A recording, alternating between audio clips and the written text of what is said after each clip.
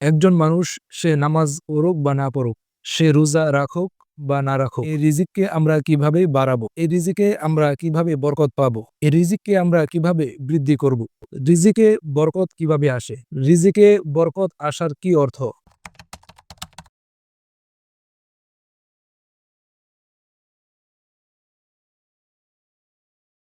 আসসালামু আলাইকুম ওয়া রাহমাতুল্লাহি ওয়া বারাকাতুহু নাহমাদুহু ওয়া নুসাল্লি আলা রাসূলিহিল কারীম আম্মা বা'দ। আল্লাহ রাব্বুল আলামিন সূরাত হুদের এক আয়াতে ইরশাদ করেন, ওয়া মা মিন দাব্বাতিন ফিল আরদি ইল্লা আলাল্লাহি রিজকুহা ওয়া ইয়ালামু মুস্তাকাররাহা ওয়া মুস্তাওদাআহা কুল্লুন ফি কিতাবিম মুবিন। এই আয়াতে কারিমায় আল্লাহ রাব্বুল আলামিন ইরশাদ করেছেন যে দুনিয়াতে যত বিচরণশীল প্রাণী রয়েছে এই সব প্রাণীর রিজিকের দায়িত্ব আল্লাহ রব্বুল আলামিন নিজের উপর নিয়েছেন। দুনিয়াতে আমরা যে বিষয়টি নিয়ে সবচেয়ে বেশি ভাবি, যে বিষয়টি নিয়ে আমরা সবচেয়ে বেশি পেরেশানিতে আমাদের সময়গুলো কাটে, তা হলো আমাদের রিজিক। একজন মানুষ সে নামাজ পড়ুক বা না পড়ুক, সে রোজা রাখুক বা না রাখুক, সে অন্যান্য যত কাজ আছে সেগুলো সে করুক বা না করুক, সে কিন্তু রিজিকের পেরেশানিতে সারাদিন তার সময়টি কাটে। সারাদিন তার এই ব্যস্ততায় থাকে, সারাদিন তার এই পেরেশানি থাকে, সে কিভাবে তার রিজিক উপার্জন করবে। আজ আমরা এই ভিডিওতে জানবো এই যে আমাদের রিজিক, এই রিজিককে আমরা কিভাবে বাড়াবো, এই রিজিকে আমরা কিভাবে বরকত পাবো, এই রিজিককে আমরা কিভাবে বৃদ্ধি করব। কোরআন এবং হাদিসের আলোকে আজ আমরা এই ভিডিওতে জানবো রিজিকে বরকত কিভাবে আসে, রিজিকে বরকত আসার কি অর্থ। রিজিকে বরকত আসার অর্থ কি এটা যে সম্পদ অনেক বেশি বেড়ে যাবে? ভিডিওর শেষে আমরা জানবো যে রিজিকে বরকত আসার কি অর্থ। তার আগে আমরা জানবো আমাদের রিজিক আমরা কিভাবে বাড়াতে পারবো। রাসূলুল্লাহ সাল্লাল্লাহু আলাইহি ওয়াসাল্লামের দিক নির্দেশনা অনুযায়ী আমরা আমাদের রিজিককে কিভাবে বাড়াবো, শুরুতেই আমরা সে বিষয়ে আলোচনা করব। প্রিয় দর্শক, এমন কিছু আমল কোরআন এবং হাদিসে বর্ণিত হয়েছে যে আমলগুলো যদি আমরা করি, আল্লাহ রব্বুল আলামিন নিজ অনুগ্রহে আমাদের রিজিককে বাড়িয়ে দিবেন, আমাদের রিজিকের মধ্যে বরকত দিবেন। যদি আমরা চাই আমাদের রিজিক বেড়ে যাক, আমাদের রিজিকের মধ্যে বরকত আসুক, তাহলে এক নম্বরে আমরা যে কাজটি করব তা হলো আল্লাহকে ভয় করতে হবে। এক নম্বর কাজ হলো তাকওয়াল্লাহ, অর্থাৎ আল্লাহকে ভয় করা এবং আল্লাহর উপর ভরসা করা। আল্লাহ রাব্বুল আলামিন সূরাতুত তালাকের এক আয়াতের মধ্যে ইরশাদ করেন, ওমান ইয়াত্তাকিল্লাহা ইয়াজআল লাহু মাখরাজা।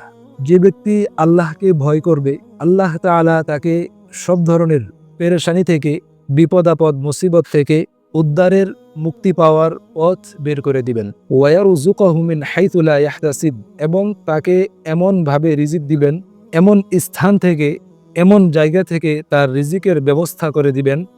আল্লাহ তাআলা বলেন সে কল্পনাও করতে পারবে না, সে ধারণাও করতে পারবে না যে অমুক জায়গা থেকে তার রিজিকের ব্যবস্থা হতে পারে। তো প্রিয় দর্শক, যদি আমরা চাই আমাদের রিজিকের মধ্যে প্রশস্ততা আসুক, আমাদের রিজিকের মধ্যে বরকত আসুক, তাহলে এক নম্বরে আমরা আল্লাহকে ভয় করে চলব এবং আল্লাহর উপর সদা সর্বদা ভরসা করে চলব। রিজিকের মধ্যে বরকত পেতে হলে দ্বিতীয় যে কাজটি আমরা করব তা হলো বেশি বেশি ইস্তিগফার পাঠ করা।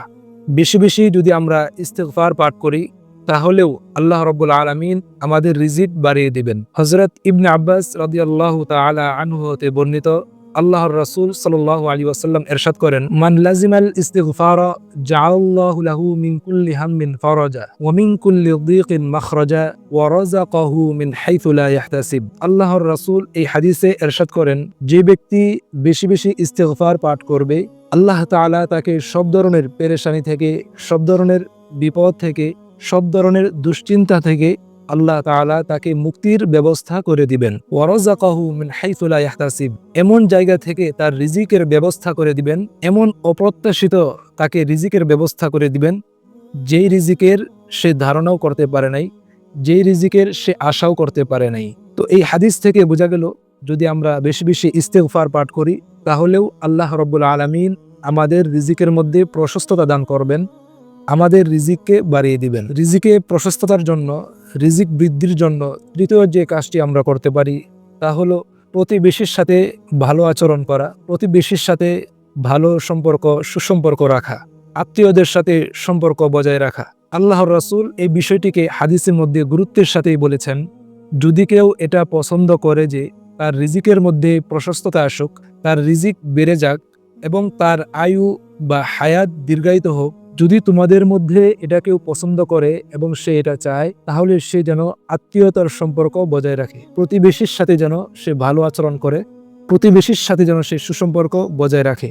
রিজিকে প্রশস্ততার জন্য চতুর্থ যে কাজটি আমরা করতে পারি তা হলো মানুষকে দান করা। যারা অভাবী আছে তাদেরকে দান করা। আমরা মনে করি যে দান করার কারণে সম্পদ হয়তো কমে যায়, কিন্তু আল্লাহ তাআলাও কুরআনে ইরশাদ করেছেন, রাসূলুল্লাহ সাল্লাল্লাহু আলাইহি ওয়াসাল্লামও অসংখ্য হাদিসে ইরশাদ করেছেন যে দান করার কারণে সম্পদ কমে না, বরং দান করার কারণে সম্পদ বেড়ে যায়। এই ব্যাপারে কোরআনের মধ্যেও আল্লাহ তাআলা ইরশাদ করেছেন, রাসূলুল্লাহ সাল্লাল্লাহু আলাইহি ওয়াসাল্লামও অসংখ্য হাদিসে এই বিষয়টি তুলে ধরেছেন। এক হাদিসে আল্লাহর রাসূল সাল্লাল্লাহু আলাইহি ওয়াসাল্লাম ইরশাদ করেন যে প্রতিদিন সকালে আকাশ থেকে দুজন ফেরেশতা জমিনে অবতরণ করে।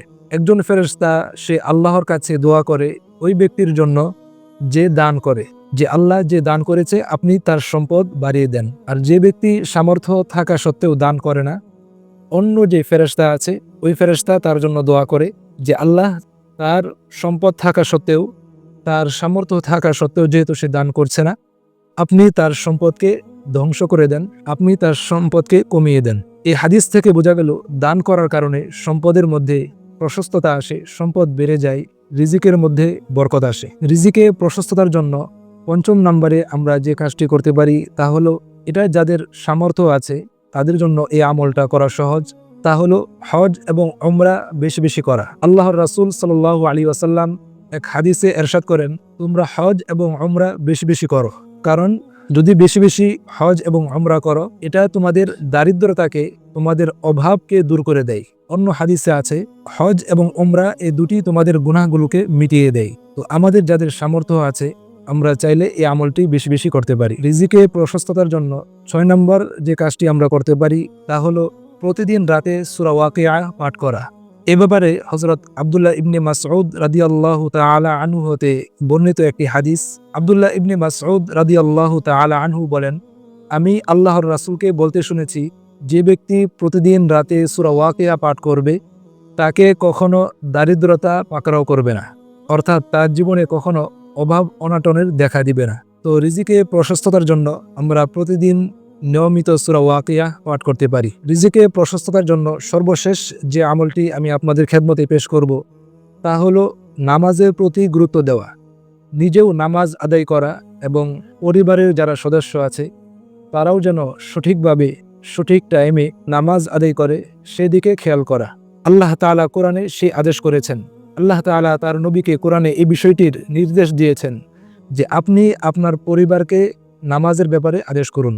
এবং এই যে নামাজ আদায় করা এবং পরিবারকে এই নামাজের ব্যাপারে আদেশ দেওয়া, তাদেরকে এ ব্যাপারে তাদেরকে পর্যবেক্ষণ করা, এটার উপর যেন আমরা অটল অবিচল থাকি, আল্লাহ তাআলা সেই কথাও বলেছেন, সেই নির্দেশও দিয়েছেন।